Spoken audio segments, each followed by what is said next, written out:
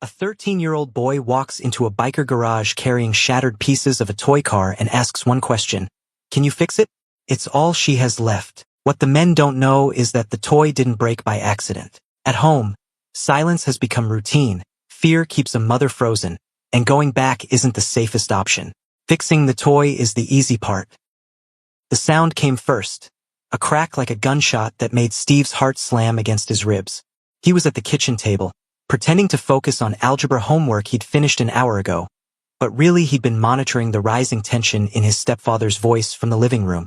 His sister, Laura, had been playing with the remote car in the hallway, making soft engine noises under her breath.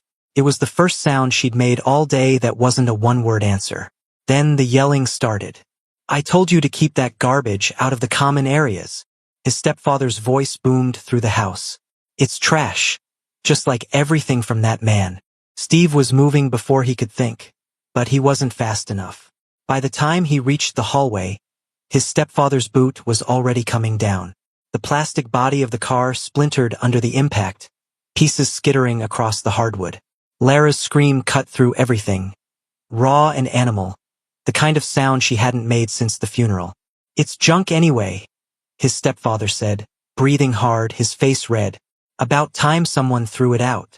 Your father's not coming back to get it. Steve saw his mother in the doorway to the kitchen, one hand pressed against the frame like she needed it to stay upright. Her mouth opened, closed. An apology formed on her lips. Steve could see it happening, the familiar calculation behind her eyes. How angry was he? How much worse would it get if she spoke? Could they afford for him to storm out again when rent was due next week? She said nothing. Laura dropped to her knees, gathering pieces with shaking hands. A wheel, part of the chassis.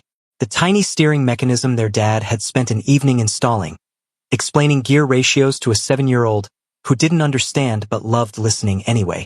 Steve knelt beside her, helped collect the fragments while his stepfather watched with his arms crossed. Clean it up and throw it away, he said finally, and walked back to the living room like he'd just taken out actual trash.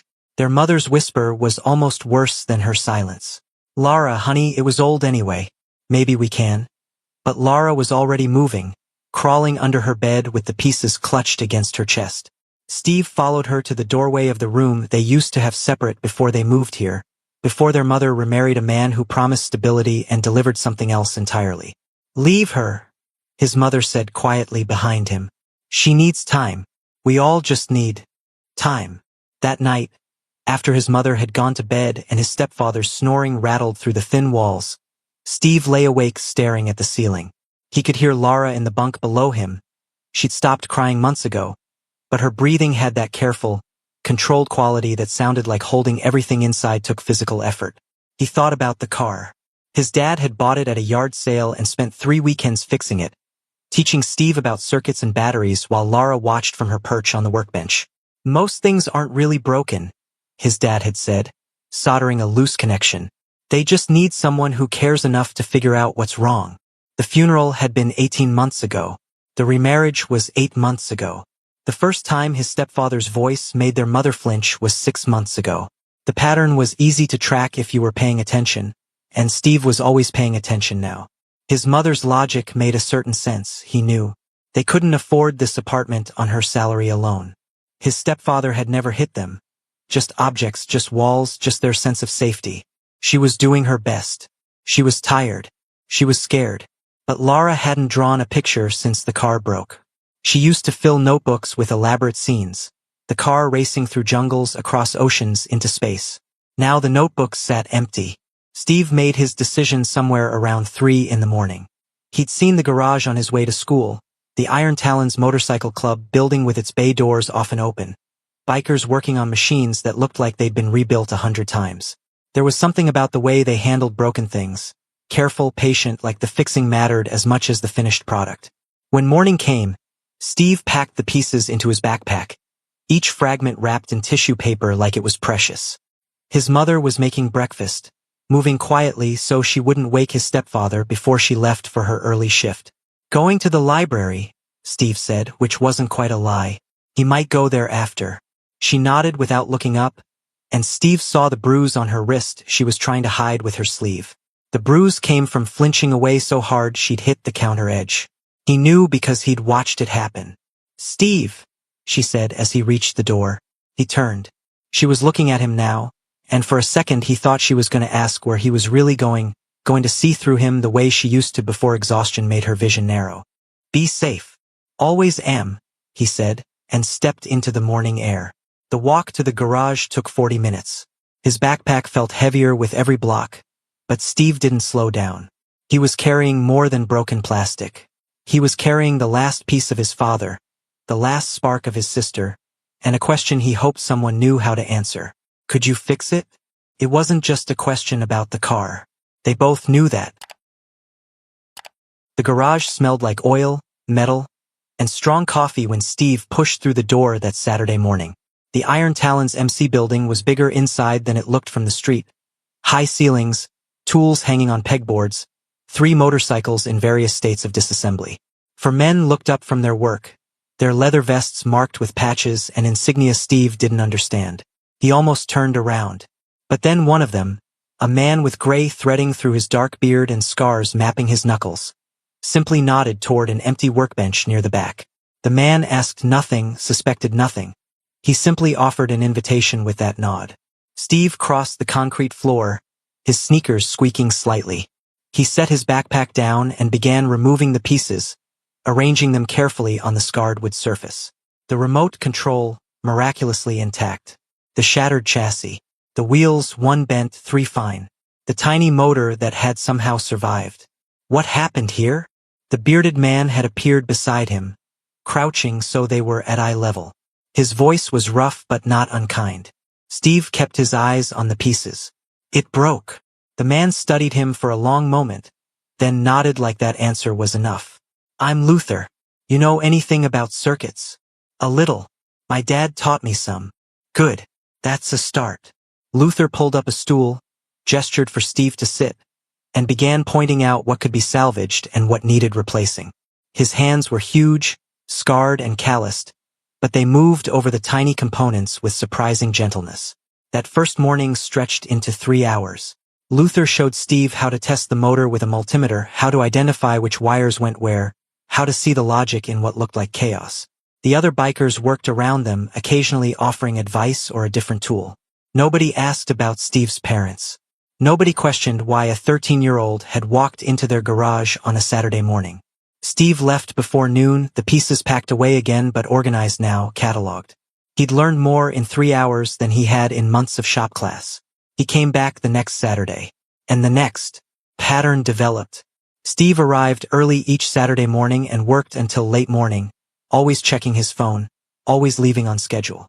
The bikers started saving him a spot at the workbench, leaving out the tools he'd need.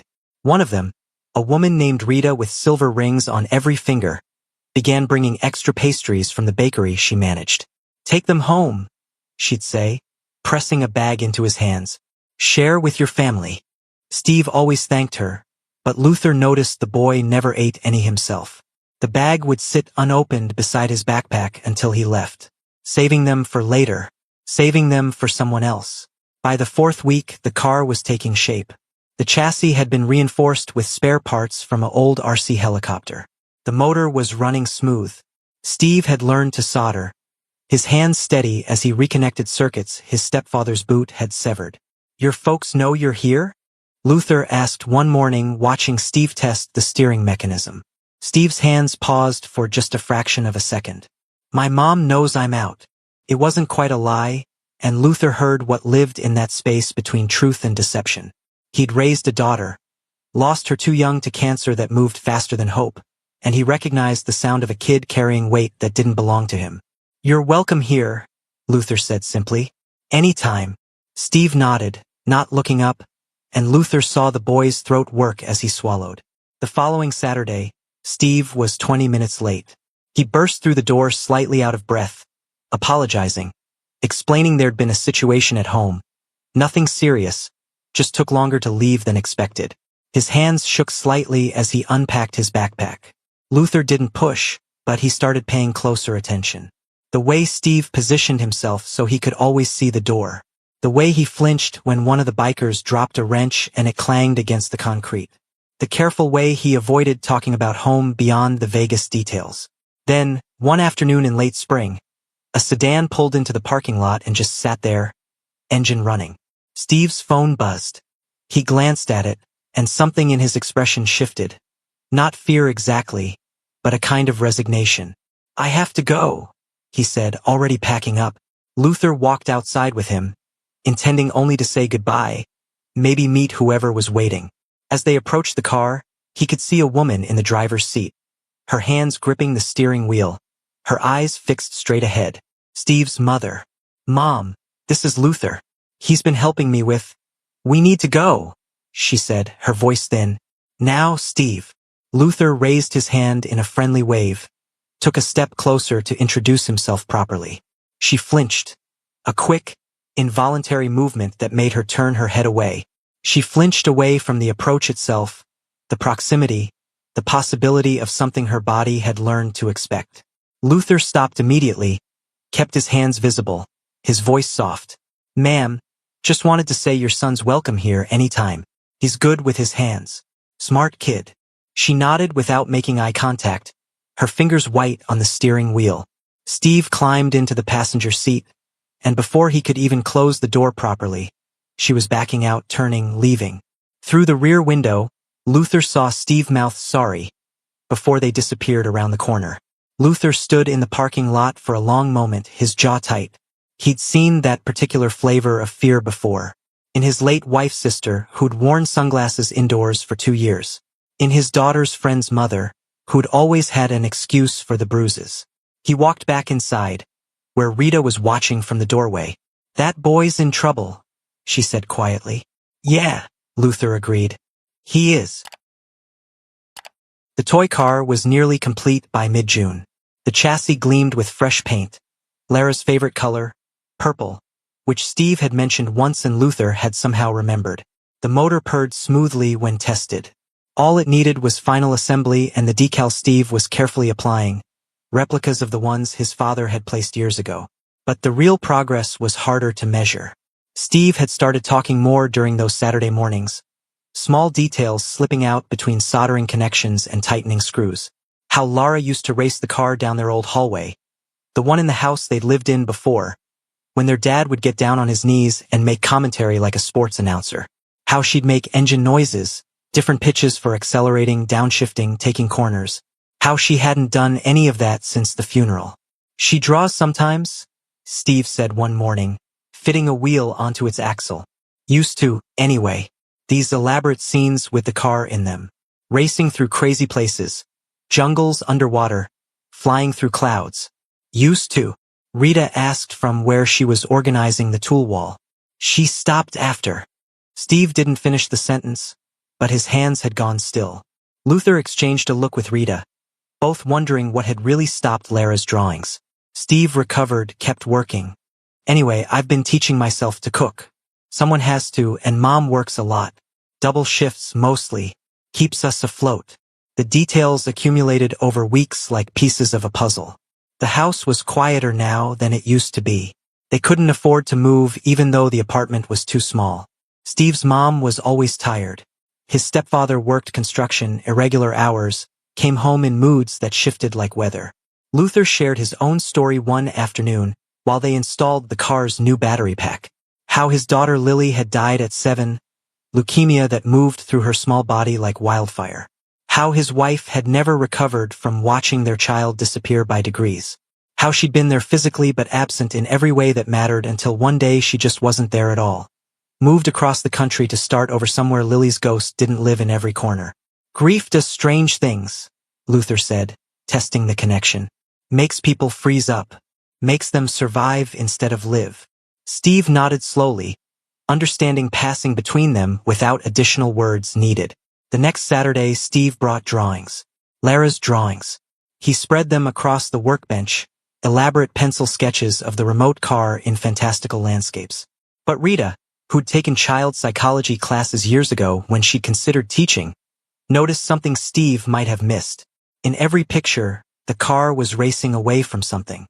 A dark shape in the background. A shadow with reaching hands. Storm clouds with teeth. "Your sister drew all these?" Rita asked carefully. Yeah, she's really good, right?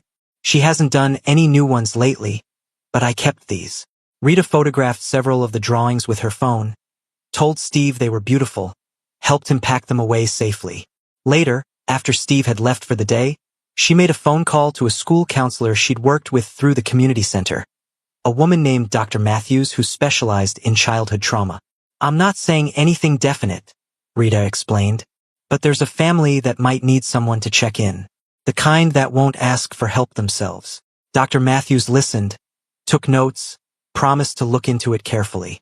She'd already noticed Laura in her building, the quiet 10-year-old who walked through hallways like she was trying not to take up space, who hadn't spoken in class beyond necessary responses since January. Back at the garage, Luther had started keeping a log. Nothing official, just notes on dates and patterns he couldn't ignore. Date: Steve arrived late with new bruises, never on his face, always places a shirt would cover. Times he mentioned his mom, not feeling well, or having a headache, that kept her in bed. The Saturday Steve showed up with reddened knuckles and a vague story about catching his hand in a door. Meanwhile, at home, Steve's stepfather had noticed the absences. Not the library story that had worked for a while, but the way Steve came back with grease under his fingernails, smelling like motor oil and metal. The way he'd started carrying himself differently, standing straighter, meeting eyes instead of looking down.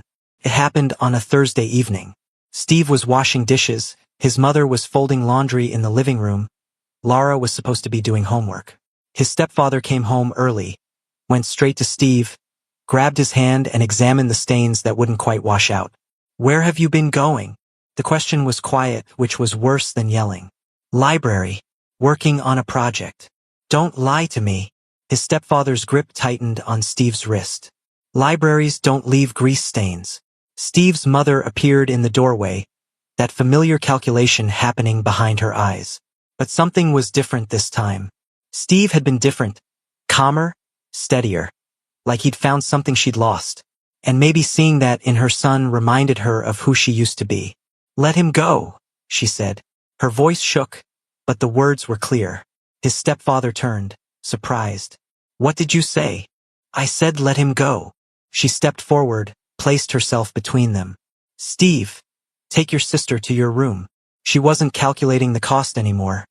She was just protecting her children. Even as her hands trembled, even as fear made her voice thin, Steve didn't move, torn between obeying and staying to shield her. Now, she whispered, and he finally went, Lara's hand tight in his. From their room they heard yelling, doors slamming, then silence, then their mother's footsteps, slow and tired, heading to her bedroom. Steve pulled out his phone, stared at Luther's number for a long time before typing a message. Something happened. Don't know what to do. The response came within minutes. You did the right thing reaching out. We're here. Whatever you need. The next morning, Steve's stepfather was gone. His truck was still in the lot, his work boots still by the door, but the man himself had vanished. Cooling off somewhere, regrouping, deciding what came next. Their mother moved through the apartment like someone walking on ice, testing each step before committing weight to it. She didn't tell Steve not to go to the garage that Saturday. She didn't say anything at all. When Steve arrived, Luther was already waiting. He didn't ask what happened, just nodded toward the workbench where the completed car sat, purple paint gleaming under the fluorescent lights. Finished it last night, Luther said. Figured it was time. But before Steve could respond, Rita emerged from the small office at the back, Dr. Matthews beside her. The counselor had kind eyes behind wire-rimmed glasses and a gentle manner that made her seem less threatening than she probably needed to be. Steve, Rita said carefully. Dr. Matthews works at Lara's school. She'd like to talk with you, if that's okay. Every instinct told Steve to run, to lie, to protect the secret he'd been keeping. Instead, he sat down and told the truth. Came out in fragments. The broken car. His stepfather's rages that came like storms. You could see them building but couldn't stop them. His mother's frozen fear. Lara's silence. The way their apartment felt like holding your breath constantly, waiting for the next explosion. Dr. Matthews listened without interrupting, took notes without judgment. She'd already compiled her own observations, Lara's behavioral changes over the past year, the withdrawal, the way she startled at loud noises. Combined with Rita's concerns and Steve's account, a picture emerged that required action. What happens now? Steve asked, his voice smaller than he intended. Now we make sure you're safe, Dr. Matthews said simply. Your mother will need to be involved. This isn't about punishing anyone. It's about protection. The process moved faster than Steve expected. A social worker visited their apartment within days. His mother found herself sitting in an office explaining years of walking on eggshells while someone took notes. Before the week ended, his stepfather was packing his belongings under police supervision, a restraining order forcing distance where fear had kept them trapped. Steve's mother didn't transform into someone strong overnight. She cried a lot those first weeks. She apologized constantly, to Steve, to Laura, to caseworkers and counselors and the neighbor who'd heard yelling through the walls but never knew how to help. She attended court dates with shaking hands. She started seeing a therapist Rita had recommended. In those sessions, she learned that what she'd been calling keeping the peace had other names. Names that made her realize the violence hadn't only lived in raised voices and broken objects. But she also started looking her children in the eye again. Started asking Steve about the garage. Listening to Lara's quiet observations about her day. Started rebuilding something she'd let crumble. Not just their family, but herself. Luther helped Steve's mother navigate resources she didn't know existed. Rita connected her with a job program that offered better pay and stable hours. The Iron Talons, in their quiet way, became the safety net none of them had known they needed. By late summer, Luther approached Steve with an idea. We're thinking of hosting an event, he said. Junior Driver's Day. Kids from the youth shelter, single-parent homes, anywhere life's been rougher than it should be. They'd build small electric cars from salvaged parts, race them, take home something they made with their own hands. Steve understood immediately what Luther was really offering, a way to take what had saved him and extend it to others who might need saving. The event fell on the first Saturday of September. Dozens of kids showed up, from elementary schoolers to teenagers, each paired with a biker who'd teach them basic mechanics and let them get their hands dirty in the best possible way. Laura stood at Steve's workbench, her rebuilt remote car in her hands, watching younger kids wrestle with wire strippers and screwdrivers. She'd been talking more lately, not constantly, but enough. Drawing again, making those engine noises under her breath when she thought no one was listening. Want to help me show them how the steering works? Steve asked. She nodded, set the car down, and demonstrated the mechanism to a 7-year-old with careful patience. Steve watched his sister teach someone else something he'd taught her, watched her smile when the younger girl got it right, and felt something loosen in his chest. Their mother sat in a folding chair along the wall, watching her children move through the garage with confidence she'd forgotten they possessed. She'd brought lemonade, cookies she'd baked herself. Small gestures, but deliberate ones. Luther had told her about a support group for survivors that met Tuesday evenings. She'd gone once, planned to go again. As the afternoon sun slanted through the garage's high windows, Laura piloted her purple car through an obstacle course the bikers had constructed from scrap wood and old tires. Her laughter echoed off the concrete walls. Genuine, unguarded. The sound Steve had been trying to remember. Luther caught his eye across the garage and nodded. No words needed. They both understood what they'd built here went deeper than motors and circuits. Sometimes fixing broken things meant teaching a kid that asking for help wasn't weakness.